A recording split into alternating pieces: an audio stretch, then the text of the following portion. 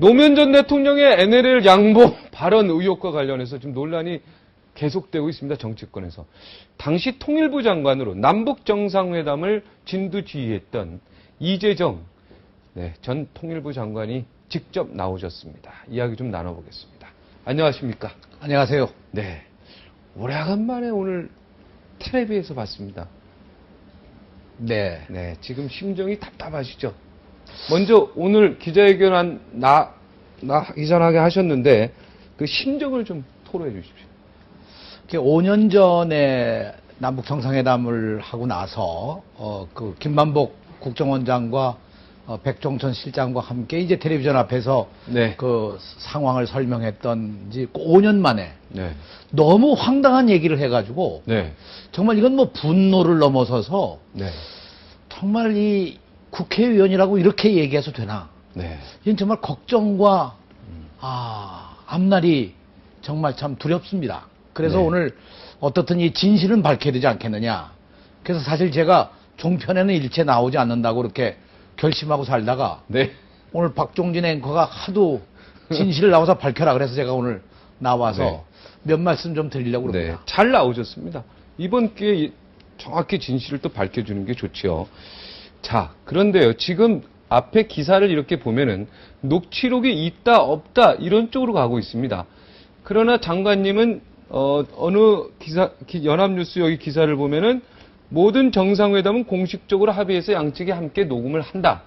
그죠? 그러나 그거는 어느 누구도 볼 수 없다. 바로 후임 대통령도 볼 수 없다. 그 녹취록은 있다는 얘기시죠? 그 대체로 일상적인 일이 네. 그 정상회담의 기록을 녹취를 합니다. 네. 근데 남북 관계는 좀 특별한 사회입니다. 네. 그 이번 정상회담에는 녹취록이 없고 네. 다만 수기로 한 대화록만 남아 있는 것으로 제가 알고 있습니다. 아, 녹취록은 없고 녹취라는 건 이제 녹음한 걸 얘기하는 그렇죠. 거고요. 그러나 대화록, 수기로 쓴 수기로 쓴. 예, 수기로 쓴 대화록만 남아 있는 걸로 알고 있습니다. 녹취록은 없고, 그러니까 그건 완벽히 녹음을 하지는 않았지만 그래도 대화 내용을 수기로 쓴 대화록은 다 있다. 더군다나 정문원 의원이 한 얘기는 네, 비밀 단독 회담이 있었고 네. 비밀 녹취록이 있었다고 얘기하는데 그건 전혀 거짓말입니다.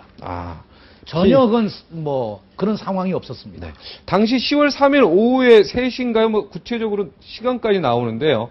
그때 비밀 단독회담을 했었다고 주장을 하는데 그 시간을 지금은 기억 못하시죠? 아니죠. 뭐 생생하게 기억하죠. 그 있을 수가 없는 일입니다. 왜냐하면 정상회담을 10월 3일 날 오전 회의를 하고 네. 그리고 오후 회의를 2시 좀 넘어서 시작을 해가지고 네. 4시 정확한 기억은 못하겠습니다만 한 15분 내지 20분에 우리가 오후 회의를 끝냈는데 네. 그 오후 3시라고 하면 한참 그 정상회담 본회의를 하고 있었을 그 시간이거든요. 그때는 오픈돼서 다 하는 거죠. 그때는 그 텔레비전도 물론 그 녹화를 거기 북측에서는 하고 네. 우리는 우리대로 우리 수행원이다. 공식 수행원이 배석을 하고 북측도 배석한 자리에서 네. 회의를 하고 있었고 그 회의 도중에 무슨 뭐 휴회를 하거나 혹은 뭐 정회를 한 일도 없었고 네. 그러니까 그 회의 중에 대통령이 단독 회담을 했다. 있을 수가 없는 일입니다. 네. 그러니까 장관님 기억으로는 비밀 단독 회담은 전혀 없었다. 전혀 없었죠. 네. 그리고 그런데 비밀 녹취록도 없는 겁니다. 네. 그리고 동시에 그러니까 녹취록 자체는 없네요. 녹취록 그 단어는. 자체가 없는 거죠. 그렇죠. 네. 왜냐하면 녹취라는 건 안 했고 대화록이 있으면 네, 있는데 그렇습니다. 대화록은 있다. 네. 그 대화록은 혹시 정문원 의원이 그 대화록을 이야기하는 거 아닐까라는 생각도 했는데. 네. 국회의원이 적어도 젊은 사람이 아직 정신이 쌩쌩할 텐데 네. 지금 대화록이니 녹취록인지 구별을 못 해가지고 대화록을 녹취록이라고 얘기했겠습니까? 네. 그 나는 대화록은 후임 그렇게 대통령. 생각하진 않아요. 근데 네. 대화록의 경우도 네. 대통령의 정상회담의 대화록이라고 하는 것은 네. 1급 비밀입니다. 네. 그래서 누구나 접근할 수 있는 문제가 아니고 1급 비밀을 접근할 수 있는 그런 면허를 가지고 있는 사람, 정부에서도 네. 또 1급 비밀을 볼 수 있는 면허가 있다 하더라도 자기 업무와 관련이 있는 사람만이 그걸 볼 수가 있는 거죠. 네. 그런 제가 통일부 장관으로서 통일 분야의 1급 비밀을 볼 수 있다고 하더라도 제가 예를 들어서 뭐 농림부의 1급 비밀을 제가 볼 수가 없습니다. 네. 이제 그런 거나 마찬가지로 실제는 본인이 그 정말 그 정문원 의원이 당시 청와대 통일비서. 통일비서관으로서 1급 비밀을 취급할 수 있는 권한이 있는 사람인지는 제가 잘 모르겠습니다. 네. 그러나 있다 하더라도 1급 비밀이라고 하는 것은 업무상 얻은 하나의 정보고 네. 업무상 얻은 정보를 함부로 밖으로 유출하거나 공개하거나 뭐 내놓을 수가 없는 거죠. 네. 그러니까 비밀 회담도 없었고 그렇게 노무현 대통령이 말할 리도 없고 말하지도 않았는데 그거와는 별개로 그 대화록을 본 것 자체도 사실은 문제가 있는 것이다 이런 말씀이시죠. 저는 문제가 있다고 생각을 합니다. 네. 그러나 내가 보건대는 대화록을 본 사람이 녹취록을 봤다 이렇게 얘기는 안 할 거 아니겠어요? 아 그렇습니까? 근데 그러니까 일반 이 자체가- 국민들은 뭐 대화록이나 노치록이나 비슷비슷하다 이렇게 착각할 수 아니죠. 있거든요. 전혀 성격이 다릅니다. 전혀 다른 거고요. 더나 통일비서관이 정상회담의 내용에 대화록인지 녹취록인지도 구분을 못한다. 그럼 말이 되겠습니까? 네. 대화록은 있다. 그러나 녹취록은 녹취록 없는 거죠. 전혀 없다. 그 대화록을 만약 봤다 하더라도 그 대화록을 본 사람이 난 녹취록을 봤다 이렇게 얘기하면 그 자체가 벌써 믿을 수 없는 거짓말 아니겠습니까? 네. 누가 믿을 수 있겠어요? 청와대 비서관은 이걸 분명히 구별할 줄 안다. 그죠? 그것도 구별을 못하는 사람이라면 그건 청와대 비서관도 할 수가 없고 더구나 국회의원도 할 수가 없는 거겠죠. 그럼 정문원 위원에 대해서 어떤 뭐 대처 방안이랄까 대응, 향후 이런 거 좀 계획 있으십니까? 오늘 저희가 그 정상회담에 관련된 정문원 의원의 그 발언에 대해서 기자회견을 하면서 자 이미 돌아가신 전직 대통령의 정상회담을 놓고 진실도 아니고 거짓으로 이렇게 대통령을 공격한 것은 정말 명예에 관련된 문제가 아니냐. 더구나 정상회담이라고 하는 것이 남북 간에 이제까지 2번 있었습니다. 그 2번 있었던 정상회담의 가치와 권위를 이렇게 훼손시켜도 되는 거냐? 이게 국가에 무슨 이익이 있겠느냐? 이게 정말 미래에 뭐냐? 나는 정말 정문원 의원에게 묻고 싶은 것이요. 본인의 지역구인 고성이라는 데가 금강산이 닫히면서 고성 시민들이 얼마나 많은 고통을 지금 당하고 있습니까? 이런 걸 생각해 보면 나는 정말 왜 이런 발언을 했을까? 더구나 대선을 불과 2달 앞당겨 놓고 이런 발언을 하는 것은 이것은 이 자체의 진실 공방인 문제가 아니고 이걸 가지고 어떤 정치적 의도가 있는 게 아니냐. 그렇게밖에 해석할 수가 없습니다. 정치적 의도로 이런 거가 이루어졌다면은 또 이 아주 민감한 시기에 이거는 잘못된 거라는 생각이 듭니다.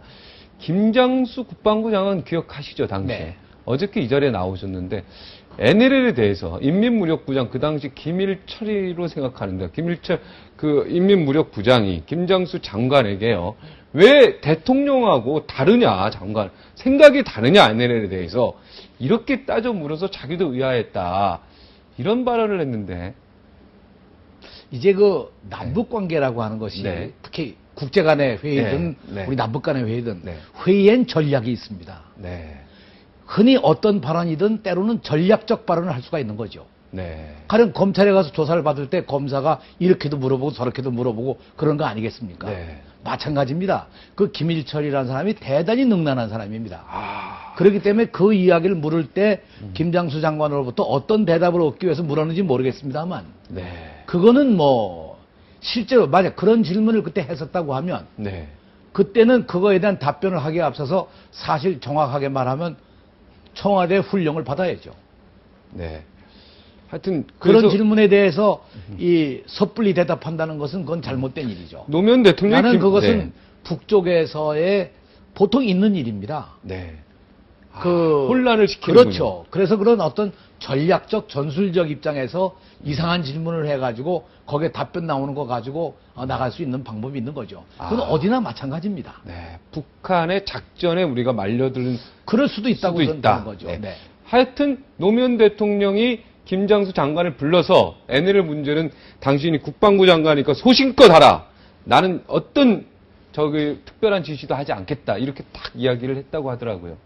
그건 아주 노무현 대통령은 이 문제에 대해서 아주 분명했습니다. 예를 들어서 이 정상회담을 하기 전에 이제 외교 안보 통일 관계 안보장관 회의가 여러 차례 모여서 이런 문제들을 어떻게 해갈 거냐. 특히 공동어로 구역을 우리가 제안을 할 때 서해 평화협력지대라는 걸 우리가 제안을 할 때 과연 공동어로 구역은 어떻게 하느냐 논의를 여러 차례 하다가 결국 NLL을 중심으로 해서 등거리로 하느냐 또는 등면적으로 하느냐 네. 이렇게 논의를 했었죠. 네. 기본은 NLL입니다. 네. NLL을 중심으로 등거리냐 등면적이냐. 네. 그래서 이 등거리는 실제 고기를 잡을 수 있는 곳이라야 되지 않겠습니까? 그렇죠.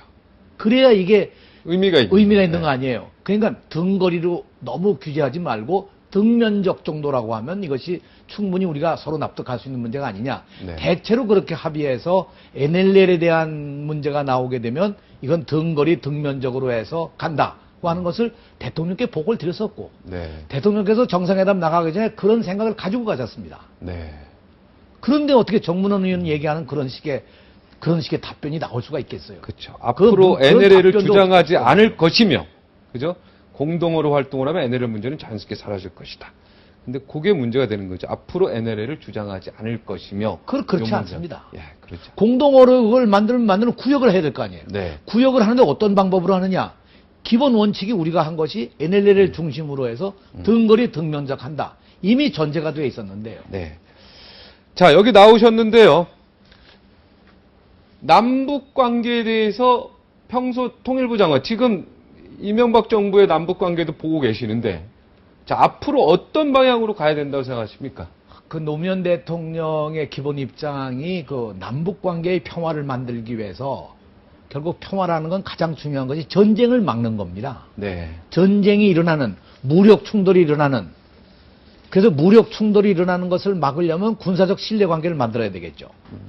그럼 상호 이것을 신뢰관계를 만들어가는 노력이 필요하고 두 번째로는 이런 것을 막아내기 위한 구체적 장치가 필요한 거 아니겠습니까? 그래서 저는 평화를 이룩하기 위해서 전쟁을 막는 작업이 필요하다. 군비 경쟁을 한다든가 무력을 도발할 수 있는 어떤 계기를 만든다거나 이거는 잘못된 일이죠. 두 번째로는 결국 14정상선언이 갖고 있는 내용들이 다 중요한 그런 내용입니다만 중심이 경제적인 협력을 바탕으로 해서 쌍방이 평화를 공고히 만들어간다. 지금 보시다시피 개성공단 얼마나 이것이 유일한 평화의 하나의 심장처럼 움직이지 않습니까? 네. 지금 오이사 조치로 남북관계가 완전히 단절된 상태에서도 결국 개성공단을 움직이고 있는 것은 바로 남북이 공동으로 이룩한 이 경제협력이라고 하는 것은 어느 누구도 손상시킬 수가 없는 거죠. 네. 이런 것을 결국 늘려나가는 것. 그래서 우리가 해주 공업지구도 만들고 남포 안변에 조선산업단지도 만들고 그리고 뭐 백두산 관광길도 열고 이러는 조치라고 하는 것이 다 사실은 남북 간의 평화를 만들어가는 평화 프로세스의 중요한 하나의 그 사업들이고 기반이 아니겠느냐.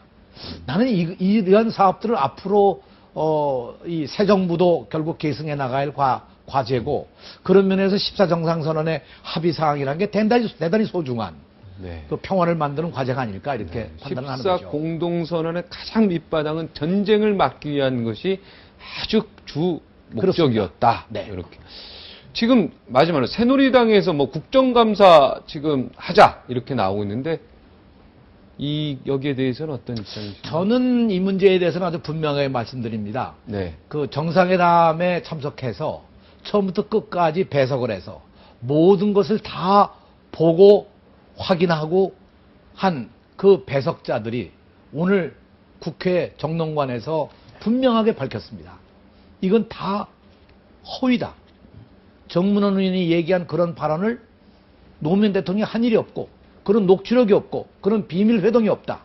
이렇게 밝힌 이상 이것을 새누리당에서 국정조사를 하겠다고 대들면 이건 정치 공세에 불과한 것이지 절대 이것을 온전하게 받아들일 수 있는 건 아니라고 생각합니다. 아, 이건 정치 공세다. 네. 온전히 받아들일 수는 없다. 네. 네. 제가 감사를 하는데 국정조사입니다. 예, 제가 잘못했습니다. 마지막으로 여기 와서 꼭 할 말이 있는데 박종진 앵커가 안 시켜서 못한 말 있으면 마지막 한 말씀 해주시기 바랍니다. 이제 중요한 것이 우리가 이 남북 관계를 앞으로 미래지향적으로 보느냐, 과거로 보느냐가 하나의 그 과제입니다. 네. 이미 남북 관계는 1991년 노태우 대통령 당시에 77 선언을 내고 남북 기본 합의서를 만들면서 새로운 경지로 넘어간 겁니다. 그리고 이것이 2000년 6.15 남북 공동선언으로 되고 2007년 남북 정상선언으로 돼서 이것이 남북 관계를 한 20년간 발전시켜 온 것이거든요. 네. 근데 이명박 정부가 들어서서 완전히 20년 전으로 후퇴시켰습니다. 이것은 단순한 남북 관계가 후퇴된 것이 아니라 사실은 가장 중요한 것이 평화를 깨뜨린 거거든요. 그러나 더 억울한 것은 결국 이런 상황, 5.24 조치라든가 이런 상황에 의해서 어려움을 당한 것은 오히려 우리나라에 그동안 북한에 투자해서 이 경제를 하고 북한에 투자해서 남북 관계를 발전시켜온 작은 중소기업들이 거의 다 죽었습니다. 그리고 심지어는 이 지난 정부 때 정말 어렵게 합의해서 북한의 아연 광산과 마그네사이트 광산을 공동 개발해서 그 공동 개발한 광물들을 우리가 가져오기로 해서 2007년 말 2008년 초에 아연괴를 1000톤을 가져왔습니다. 네. 대단히 중요한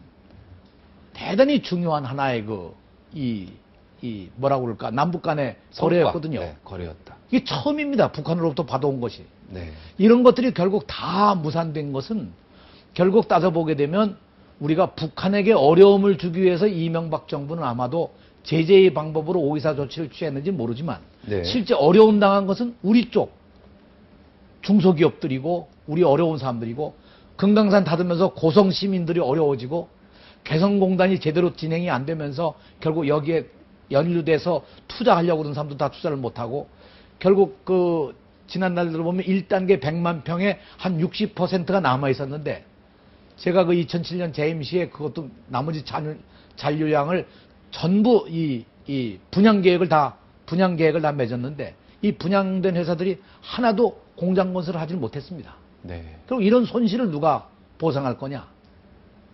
이건 결국 우리들에게 엄청난 손해를 만들어낸 거죠. 네. 참 이런 게 안타깝습니다. 앞으로 제야에서요. 지금은 당적이 없으시죠? 지금은 제가 그냥 네. 당적 없는 진보당 다 그만 네, 무당입니다. 무당파죠, 네. 지금. 네. 네. 오늘 나와주셔서 대단히 고맙습니다. 앞으로 무당파이시더라도 제야에서 옳은 이야기 많이 해주시면 고맙겠습니다. 오늘 채널에 힘들게 나와주셔서 어찌나 고마운지 모르겠습니다. 감사합니다. 네.